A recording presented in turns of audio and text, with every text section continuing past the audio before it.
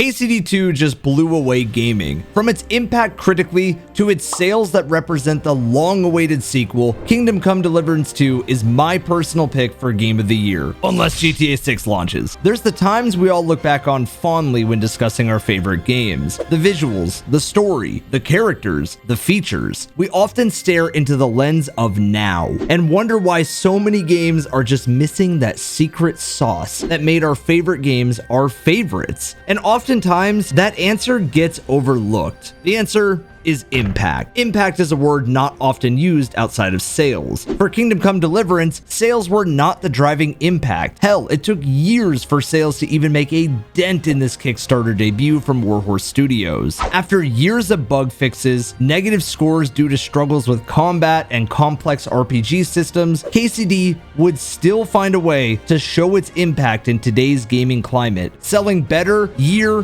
after year after year. But critically, KCD is somewhat of a room splitter, with some saying that you had to play the game a certain way to progress, while others tie it back to its original days of RPGs and the freedom of choice and creativity at a mission. Others just simply can't get behind the bugs and frustratingly demanding systems. And it's not like the bugs are something to be excited about after all. Even if you treat them the same way as a Bethesda bug, a bug is still a bug. But I think that KCD being a Kickstarter game shows that there should be a little bit more room for error than what critics panned it for. So Warhorse Studios, after years of fine-tuning and storyboarding every intricate portion of the game's world, a record-breakingly long script, and rich systems built into this game, have delivered a masterpiece that has blown away gaming. KCD 2 will always live on as a timeless classic.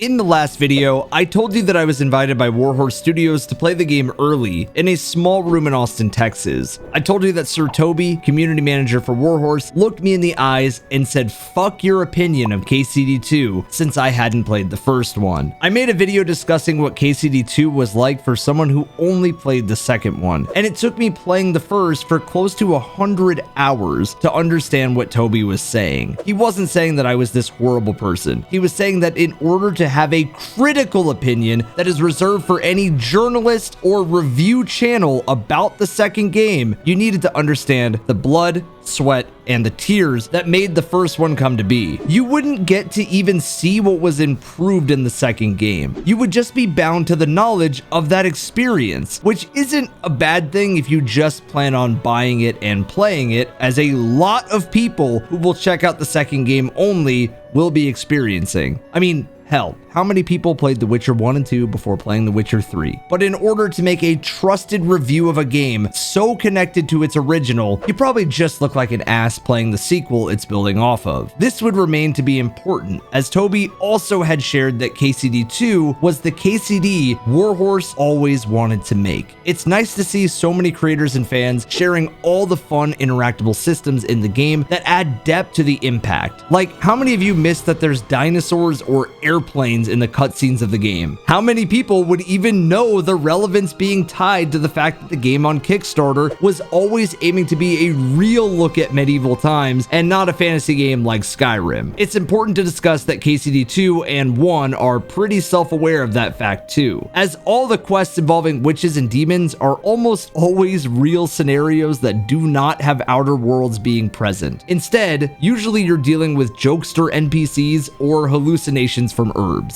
There's this level of self-awareness that's really hard to describe unless you play the games, but hopefully the demon example does enough. I can tell you that one of the things so many in the KCD2 community have been talking about is the references to a bunch of different media strung throughout the world. Even players I have covered before, like Let Me Solo Her, make an appearance, and there's even a funny straw hat that shows up to the party. The depth of KCD2 spans from your character being dirty and every NPC letting you know, being drunk and your dialogue is just really funny. I'm not gonna be granting you any wishes, but Moss. To combat having a lot of nuanced skill sets to learn, and even speech being improved enough to navigate quests really well. There's a major quest that I won't spoil in this video, I'll save that for an entire review on the game, where an NPC wasn't working with me because my speech wasn't high enough. So I stole a potion to make it higher, and made a really long quest end in about 15 minutes instead. Bird's Nest with loot, blacksmithing quality tiers, potion quality tiers, mini games to steal, lockpick, etc. all have so much depth to them that you'll be Wojak facing the whole time you play KCD. At least I was. I'll let one of my favorite systems in the game even take hold here, where if you drop loot on the ground, depending on the class that NPC belongs to, rich, poor, middle class, you know what I mean, the NPCs pick up certain loot and leave others depending on what fits the class that they're in. The impact of KCD 2 and the splash it's had on gaming has garnered an already top 10 single player games on Steam award, and climbing. It makes sense considering the world of gaming feels pretty starved of experiences this rich out of a single player game. I think that multiplayer is always going to have more players and a huge amount of money invested because it can keep generating more money from skins and battle passes and whatever else, while a single player game really only gets one good chance to get you in the door. How many times have you come home and you really just want to play something that your friends are playing? Or even if you want to play a single player game, maybe you'd rather watch a show. Maybe you'd rather just play something that you're already comfortable with. Single player games have an uphill battle a lot more than a multiplayer game.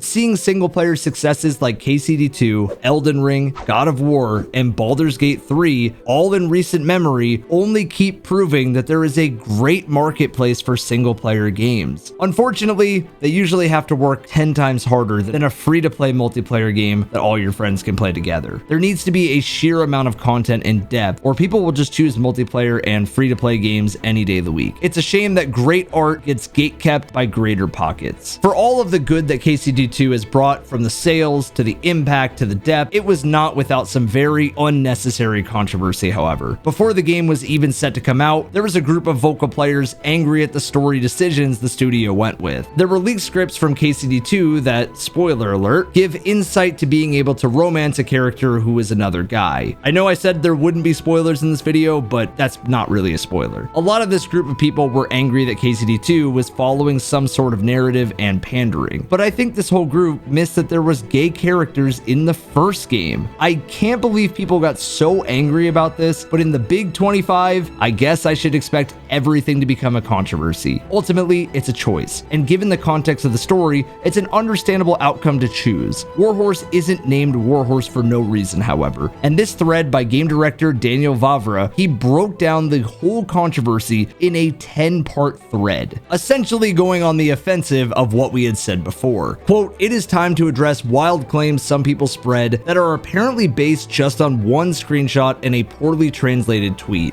Going on to say, "As much as I don't like forced diversity, no one was forcing us to do anything, and we were not forcing anyone to do certain things. Gay characters were already in KCD 1. KCD is an RPG. You are responsible for your decisions. If you want Henry to try a same-sex adventure, feel free. If you don't want to, you don't have to. All affairs are, and were in KCD 1, purely optional. The characters are perfectly aware that it was a forbidden sin." There was also a controversy over an NPC of color being in the game and not being able to kill them. And the comments on this thread just, oh my god. A lot of people didn't like this thread either, since it lacks any context as to the character and the story KCD 2 is painting here. Like, if you're gonna roast something, please at least try to understand the perspective instead of calling it woke bullshit. It's just so tiring. Pointless controversy aside, KCD 2 came out to almost perfect scores by fans and critics. The only negatives I could really find from critics were just attacking the game for having people of color NPCs that you couldn't kill, or mad about gay characters. Although there was some feedback regarding bugs that are still in the game, and that there's a lot of demand for players to adjust to the type of game KCD is instead of it being forgiving, which, bugs aside, is more preference than anything, but I do get where they're coming from. In my opinion, the game does take a long time to load and is even very demanding for a 4080. Although it has way less bugs than the first game, there's still a lot of them. Like especially this door bug, where closed doors were marked as open, so you had to close a closed door, then open it. But those are so small and will get fixed. As far as demanding players to play KCD the way the game wants you to, I can see this frustration if you only gave the game a few hours of attempts. But once you learn how to navigate KCD2's almost survival-like setting, it's really rewarding. But it can be so punishing, and that punishment does build in a way that I could see a lot of people choosing to go to the wiki on each quest. It's the experience, you make it. You want Henry to be an evil guy who gets in enough trouble that he becomes branded? Do it. Want him to be a wise talker and a saint who gets the market prices way down from his reputation alone? Do it. Make Henry a more fleshed out RPG character than any game with a proper create a class type in a Western RPG that you're used to. Overall, KCD2 has blown gaming away, and I can't wait to one day drop my massive review on the entire experience. I already have 50 hours on this game, and I wouldn't consider myself that far into the game at all. Thank you for watching. Thanks to Warhorse for inviting me to this event that I was at, and until next time, subscribe, and I'll see you then.